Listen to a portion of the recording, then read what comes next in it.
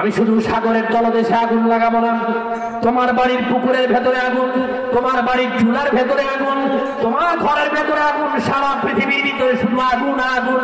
মানুষগুলি এমন ভয় পাবে, নিজের সন্তানের কথা ভুলে যাবে, বাবার কথা ভুলে যাবে, অর্থ সম্পত্তির কথা যা আছে সব কিছু মুহূর্তের ভেতরে ভুলে যাবে।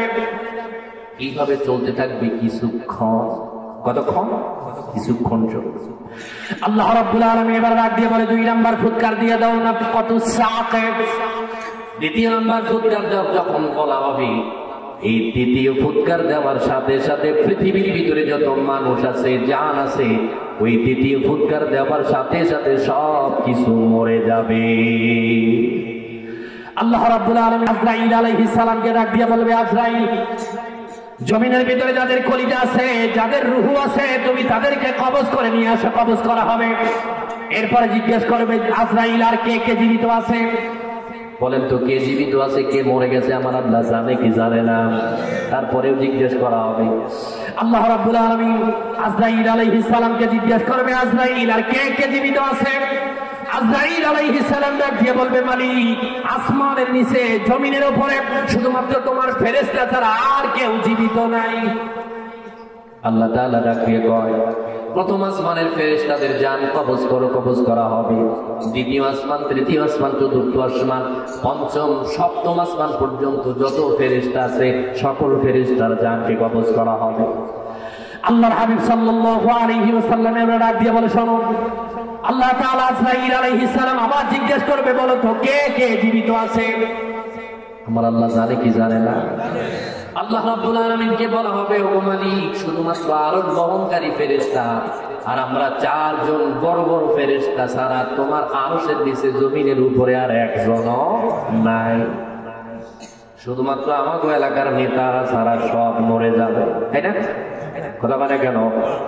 কারণ যারা ইন্ডিয়াতে পলায় গেছে তাদের মরার কোনো সম্ভাবনাই নাই। কারণ নবীজি বলেছেন, কিয়ামত হবে শুক্রবারের দিন। তারা অটোমেটিক ভিসা বন্ধ করে দিছে, কিয়ামত ঢোকার সম্ভাবনা ইন্ডিয়াতে নাই। কথা মানে কেন? আছে না নাই? আলোচনা পরে আসতেছে, থাকবেন না চলে যাবেন? আল্লাহ রাব্বুল আলামিন এবার আজরাইল আলাইহিস সালামকে ডাক দিয়ে বলবে, আরশ বহনকারী ফেরেশতাদের জান কবজ করো, কবজ করা হবে। আর কে আছে? আমরা 4 জন, জিবরাইল, মিকাইল, ইসরাফিল, আজরাইল। কয়জন আছে? একজন একজন করে প্রথম ইসরাফিল আলাইহিস সালামের জানকে কবজ করা হবে। আল্লাহর হাবিব সাল্লাল্লাহু আলাইহি ওয়াসাল্লাম ডাক দিয়ে বলে, 2 নাম্বার মিকাইল। আল্লাহ তাআলা ডাক দিয়ে বলবে, এবার কে আছে? আজরাইল আলাইহিস সালাম ডাক দিয়ে বলবে, ও মালিক, জিবরাইল আর আমি ছাড়া আর কেউ নাই। জিবরাইলের জান কবজ করো, কবজ করা হবে। আল্লাহ রাব্বুল আলামিন এবার শেষবারের মতো আজরাইলকে জিজ্ঞেস করবে, আর কে জীবিত আছে? আজরাইল আলাইহিস সালাম ডাক দিয়ে বলবে, মালিক, আমি আর তুমি ছাড়া আর কেউ জীবিত নাই।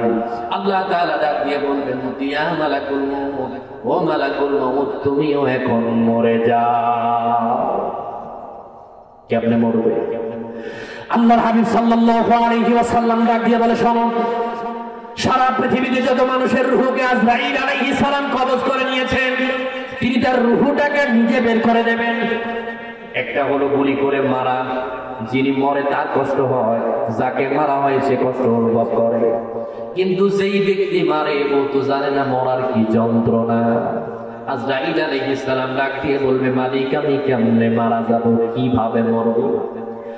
আল্লাহর হাবিব সাল্লাল্লাহু আলাইহি ওয়াসাল্লাম ডাক দিয়ে বলে, তোমরা শোনো, আজরাইল আলাইহিস সালামকে আল্লাহ রাব্বুল আলামিন বলবেন, মুতিয়া মুতিয়া, তুমি মরে যাও, মরো। আজরাইল আলাইহিস সালাম তার রূহটা নিজে বের করতে চেষ্টা করবেন। আল্লাহর কাছে ফরিয়াদ করে ডাক দিয়ে বলবে, মালিক, মৃত্যুর যে এত যন্ত্রণা, আমি যদি সামান্যতম টেরও পাইতাম, তোমার কোন বান্দার কাছে মরার যন্ত্রণা নিয়ে আমি তার কাছে কোনোদিন হাজির হতাম না, আর মালাকুল মউতের দায়িত্বটাও আমি নিজের কাঁধে কখনো উঠায়া নিতাম না। আজরাইল আলাইহিস সালাম তার রূহটা বের করতে দিতে চাইবে। এক পর্যায়ে আজরাইল আলাইহিস সালাম দুনিয়ার ভেতর থেকে চলে যাবেন। এবার আমি আপনাদেরকে জিজ্ঞেস করি, বলেন তো আল্লাহ রাব্বুল আলামিনের আরশের নিচে এই জমিনের উপরে আর কেউ কি জীবিত আছে? কোন নেতা আছে, এমপি আছে, মন্ত্রী আছে, নাকি কোন ক্ষমতার মালিক এই পৃথিবীতে আর কেউ আছে?